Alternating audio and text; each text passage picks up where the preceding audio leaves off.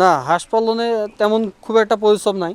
আমাদের যেহেতু মাঠের মধ্যে তার হাঁস থাকে, সকালবেলা আমরা ছেড়ে দিই। খাবার দেওয়ার পরে খাবার যতটুকু মাখাইতে সময় লাগে, সকালে এসে 1 ঘন্টা কাজ, আর বিকালে 1 ঘন্টা ধোয়াধুয়ি, খাবার টাবার সমস্ত কিছু গোছানো।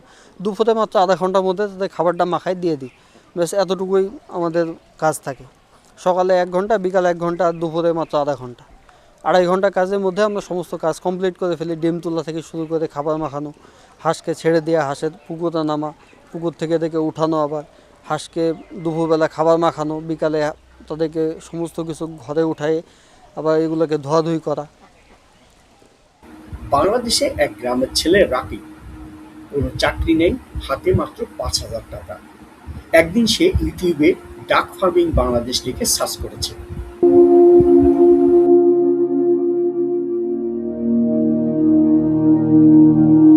আমি প্রথমে যখন একটা খামারে ভিডিও দেখি হাঁসের, ওই হাঁস যখন চলাফেরা করে সকালবেলার দিকে দেখি হাঁস দৌড়ায়, আর সাইড থেকে ডিমের প্রোডাকশনগুলো, যেগুলো ডিম হয়, ওইগুলো আস্তে আস্তে সাইডে থেকে সরে আসতে থাকে।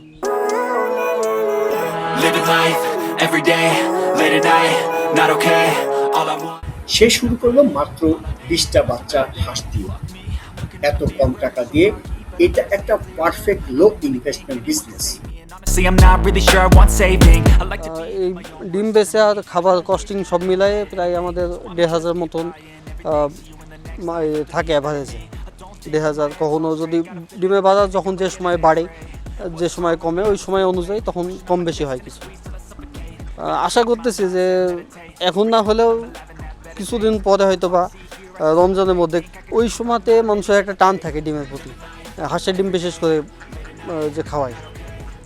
লাভ যদি প্রতি মাসে হিসাব করে আমরা, প্রতিদিন 1,500 থেকে 1500 থেকে 1600 টাকা লাভ হয়। এখন প্রতিদিনের হিসাব করলে আমাদের মাসে প্রায় 40,000 মতন লাভ হচ্ছে। 3 মাস পরে তার খামারে হাঁস হলো 100+। সে শিখলো সঠিক খাবার, ধান প্লাস প্রোটিন, পরিষ্কার পানি, রোগ প্রতিরোধ। ঠিক মতো করলে এটা হতে পারে আপনার প্যাসিভ ইনকাম আইডিয়া। কিন্তু সে ভুল থেকেই সে শিখে নেয় ভ্যাকসিনের গুরুত্ব। পুকুরের পানি আমরা 3 দিন পর পর ছেড়ে দিই। 3 দিন আগে পানি দেওয়া হয়। 3 দিন পরে পানিটা একটু কালার চেঞ্জ হয়ে গেলে পানিটা আমরা ছেড়ে দিই। আবার নতুন পানি দিলে হাঁসে আবার তখন খুশিতে গোসল করে। হাঁসের মূলত ডাক প্লেগ, তারপরে নিউমোনিয়া, আর হচ্ছে কৃমিনাশক রোগ হয়। ওষুধ পরিমাণ মতো যদি আমরা ডোজ দিতে না পারি, বলে এক ওষুধের জন্য সমস্ত হাঁস মারা যেতে পারে। আলহামদুলিল্লাহ আমাদের হাঁস নিয়ে আনার পরে কৃমিনাশক ওষুধের ডোজ দেওয়া হয়েছে। আর প্রতি 3 মাস পর পর কৃমিনাশক ওষুধের ডোজটা দেওয়া লাগে। আর ডাক প্লেগ রোগ যখন দেখা দেয় বা কোনো অনুভব থাকে, যেগুলো চোখ বাঁকা হওয়া, চোখ সাদা হয়ে যাওয়া, তারপর এগুলো ঝিমানি রোগ, এগুলো হলে আমরা তখন ডাক প্লেগে ভ্যাকসিন দেওয়া লাগে। প্রত্যেকটাতে পায়ে ধরে পায়ের শিরাতে ভ্যাকসিন দেওয়া লাগে। কৃমির যে রোগ হয়, কৃমির অসুখের জন্য, এই অসুখের জন্য মেডিসিন পাওয়া যায়। মেডিসিনের ওষুধটা পানির সাথে মিশিয়ে আমরা খাওয়াই দিই। এরপরে হচ্ছে লিভার টনিক হয়।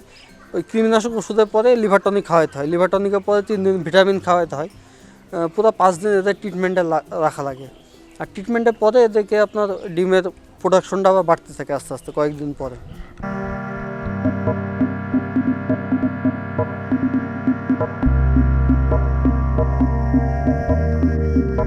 অনেকে এখন হাঁসের খামার ব্যবসা শুরু করে ভালো ইনকাম করছে।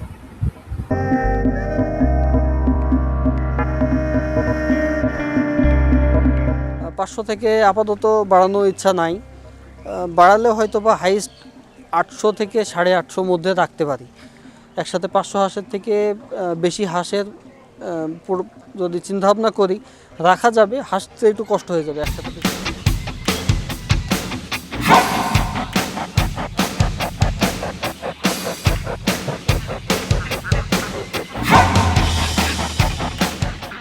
এক বছরের মধ্যে রাকিবের আয় দাঁড়ায় মাসে 60,000 টাকা। এখন তার খামারে 300+ হাঁস। গ্রামের সবাই এখন তাকে অনুসরণ করছে। এই পুরো ডাক ফার্মিং বাংলাদেশ মডেলটাই এখন ভাইরাল।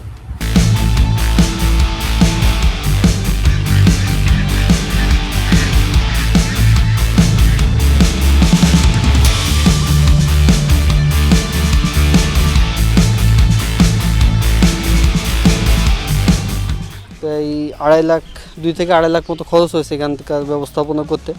বাকি মালামাল যেগুলো হাঁস নিয়ে আনা হয়েছে আমাদের খাকি ক্যাম্বেলের হাঁস, যেটাকে হাঁসের ডিমের রানী বলা হয় হাঁসকে, বলে এই হাঁসকে নিয়ে আনার জন্য আমাদের প্রায় 3 লাখ মতো খরচ হয়েছে। পাশাপাশি আরও ওনাদের যে খাবার আছে হাঁসের, খাবারে প্রায় আরও 1-1.5 লাখ মতো খরচ হয়েছে।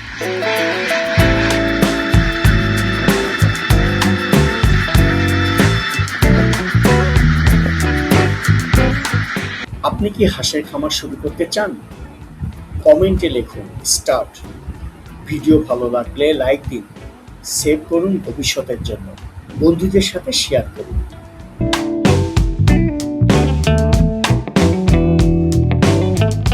হাঁসের জন্য যে বৈজ্ঞানিকভাবে ঘর করা হয়, যে হাঁসের যে মেন শেড থাকবে, এই শেডের পরে ওদের একটু রানিং অবস্থা থাকবে, যেখানে ওরা রান করবে, রানওয়ে যেটাকে বলা হয়। আমাদের দেখতেছেন যে রানওয়ে করা হয়েছে, পরে পুকুর করা হয়েছে, যে এখানে তারা গোসল করবে, গোসলের পরে তারা যখন ঘরে ঢুকবে তাদের শরীর থেকে সমস্ত পানিটা যাতে ঝরে যায়, ভিতরে যাতে কোনো পানিতে স্যাঁতস্যাঁতে না হয়ে থাকে। স্যাঁতস্যাঁতে হয়ে থাকলে এদের ঠান্ডা লাগবে, বিভিন্ন অসুখবালাই এই স্যাঁতস্যাঁতে হওয়ার কারণে হয়ে থাকে।